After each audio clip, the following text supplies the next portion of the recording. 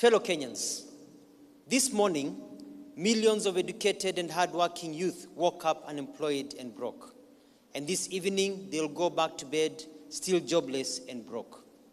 Our women, our girls, our sisters, our mothers will today still labor like donkeys as they fetch water from dirty rivers.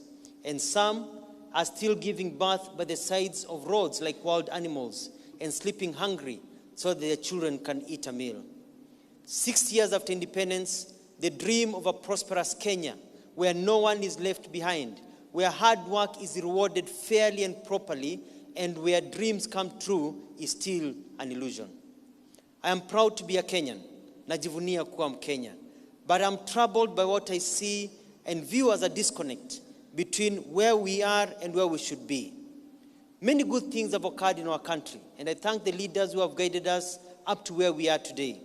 However, truth be told, Kenyans are tired of a system that has over the years let them down. Today, the reality is that Kenyans are fed up. I am fed up, and I know you are fed up. Where did we go wrong? Why have other countries that were at par with, and even some of them poorer than us, not so long ago, such as South Korea, Singapore, Thailand, Malaysia, and even Croatia, now way richer than us? You know, Kenya is a great country, and God loves us. But our style of politics and the way we choose leaders has made us continue to suffer. We have become a country of a few billionaires and millions of poor, struggling, unemployed, and desperate youth. You know, in the last 1 year, I have received visits and messages from Kenyans from all over our beautiful land. My Maendeleo Chap party members from all over Kenya and members of other political parties have told me tumechoka. Tumechoka na tamaa. Tumechoka na political arrogance. Tumechoka kupangiwa kwa mistari ya ukabila huku wachache wakiiba. Tumechoka kuwa bila pesa na tumaini. Tumechoka na tunataka mabadiliko. It is time for Kenya to usher in a new dispensation, a new era, a new period of better leadership and life. We need a new way of thinking, of doing things, and a new type of leaders. You know, at independence, our parents, our freedom fighters, wept with joy as they watched our flag rise and that of the colonial powers come down. We were hopeful. We told ourselves that we will be rich, we will be developed, we will be happy. However, the tears of joy at independence have become tears of pain and agony. Our eyes no longer sparkle with hope, but are clouded with confusion and fear. The Kenyan computer has frozen. Computer ya Kenya imehang and needs a reset, a reboot. We need to start afresh. We need to change the way things are done and the way leaders serve. We need something new, a fresh movement. If we don't, 50 years from today, we'll be making the same mistakes and asking the same questions we are asking today, while languishing in poverty as the rest of the world leaves us behind. My friends, I have organized about the pain and the political circus going on in our country. I have listened to the voices of Kenyans who have met me and prayed to God for a way to bring back hope to you and all Kenyans. I, therefore, declare that in the general elections of 2022, I, your son, your brother, one of you, Alfred Mutua, will vie to be the next president of the Republic of Kenya, so as to return Kenya to the railway tracks of where we were meant to be after independence. I am ready to press that reboot button. I am ready to give Kenya a new, fair, organized, caring, rich country of happy people. I am ready to guide Kenya in making a fresh start. I'm ready to be your servant president, and I humbly request you for your support. When you support me, you'll be supporting somebody who is tried and tested. I have been blessed to have both local and international experience, and I understand the dynamics of governance and real development. I know what works and what does not work in Kenya, and I know how to change it. Kenya needs a young, dynamic, innovative, but mature leader, a person who understands the system but is not captive of the system. Kenyans do not want siasa ya mdomo. Kenyans want a doer. We are tired of government plans that never get implemented. As the President of Kenya, I will create 5 million jobs in the first 3 years. I know how to. I will build roads and highways in every constituency and maintain new ones to create an environment for growth. Our education will produce young and dynamic citizens who will find jobs waiting for them. We will roll back poverty and restore dignity to all, regardless of where you are born or your social or political dispensation. I will eliminate bureaucracy, cut wastage, and enable our business community to thrive in a predictable environment that rewards success, not corruption. Under my leadership, for example, you will only require 14 days to get your licenses and approvals to start your business. Under my watch, politicians will never again steal public land and sell the same land back to government. Fellow Kenyans, we cannot continue to have a cycle of election violence every 4 years. We cannot continue with politics of mobilizing against each other and against other tribes. This must come to an end. My politics are about mobilizing the economy and against poverty. We need to start afresh. We cannot continue the shame of hunger in a country with so much food.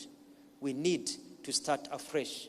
We cannot continue to be in a country where our cash crops no longer give farmers cash. We need to start afresh. Kenyans want a doer, not a talker. And I assure you, mambo yatakuwa fresh na Mutua. Let me ask you a few questions.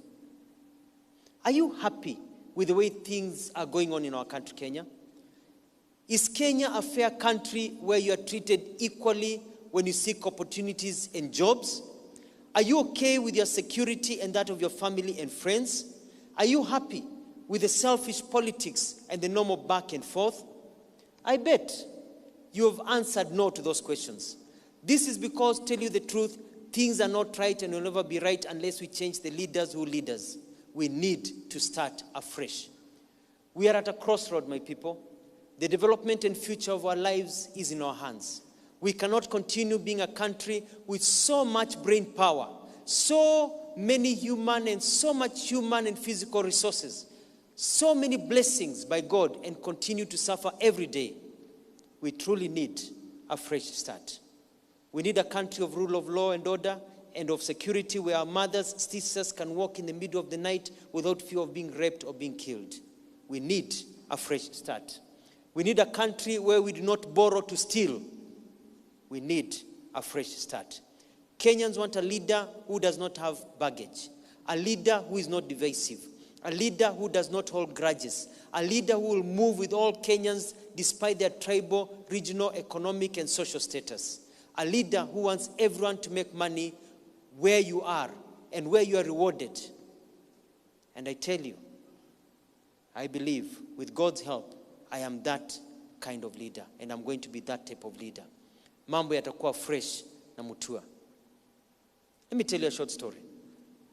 Recently, while I was in Malindi, I was stopped by a mzee called Mokaya, who as a parent has 6 children. All his children have degrees and diplomas, well educated. He told me he has sacrificed his life to give education to his children. He has sold his land and everything he had to educate them. However, despite his sacrifices as a parent, out of the 6 children, none is employed. They are still depending on him. Mzee Mokai is confused and has been worried for a while, but is now becoming scared. Because if anything happens to him, there is no hope ahead for us in Kenya or for his children and his family. Every time he turns on the radio and watches TV and sees newspaper headlines, he sees the same people squabbling and general selfish confusion. Mzee Mokaya's life is not unique, but is what millions are experiencing in Kenya. With a fresh movement, there is no region in Kenya that cannot be developed and cannot become an industrial and economic center. We have the ability to put up factories and economic zones that will attract trillions of shillings. No one will be left behind. Now, our youth. Namskize, we are the majority in our country, yet we are the poorest and the most desperate. Kenya will not change unless you, each one of us, man, woman, single, married, rise up and demand a fresh Kenya. The fresh movement is for you and your parents who have suffered enough. You know, it's a shame. Why is it that youth your age in other countries with fewer resources than Kenya are driving cars, having a good life, while you're here in Kenya and you're broke and jobless, as other people steal your money and livelihood? Do not be spectators. Do not be spectators as your life is being messed up. You are a force to reckon with. You are the fresh movement for fresh thinking and fresh action. Wacha niwashow, Kenya sio ya mabazu wanaokaa kwa kamati ufisadi wakisikiza turu za Japani. Tukiwashow ati graph yetu haina kibali, hakuna kazi, wanatudismiss kalale. Sisi sio wapenzi watazamaji, maisha yetu sio ya bahati. Wakiuliza sisi ni wanani, tuwashow ya kwamba sisi ni wa yule mama, baba, jamaa, mrembo, mtoto ambaye umempiga kiboko ya mateso. Mastingo yenu yamefika kikomo. Sasa ni wakati wa fresh. Uwe Mukami au Mwikali, uwe Suzana au Katerina, Njeri au Lawino, Fatma au Wafula, wewe ni Mkenya. Dondoka juu mambo ni fresh na Mutua. Wakifunga tutafungua, wakipanga tutapangua. Sasa extravaganza ni ya fresh, mambo ni fresh na Mutua.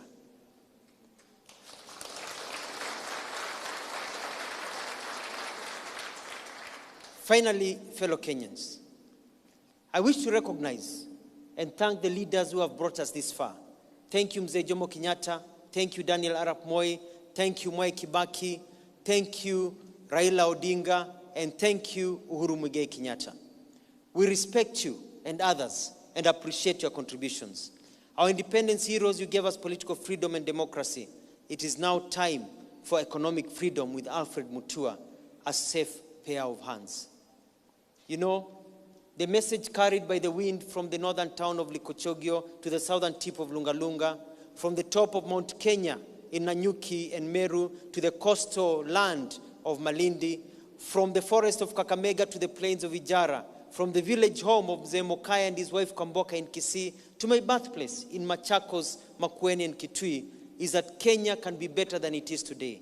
We can be very, very rich, but we need a fresh movement.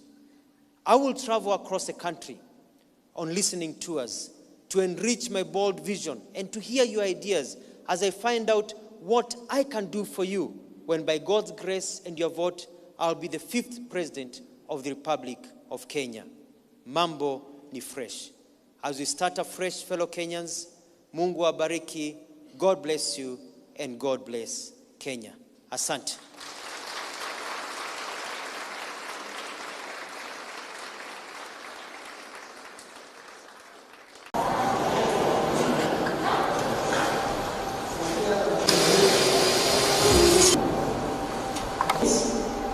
I therefore declare that the general mkojo kila mahali chafu clean kabisa na dumu yoshwe, alafu mtu akae hapa.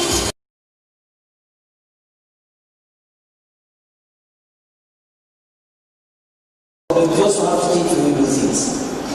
We can only get something new for our country. And so today we need to come and cover this special event so that we can and view as a disconnect between where we are and where we choka na tamaa, tumechoka na political arrogance. A new period of better leadership in life will vie to be the next president of the Republic of Kenya against each other and against other tribes. This must come to an end.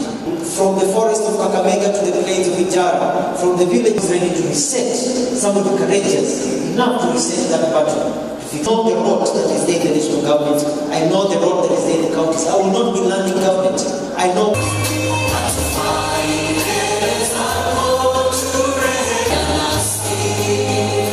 Doctor, to get your family member, your loved one, from that operation, Kenyans cannot have.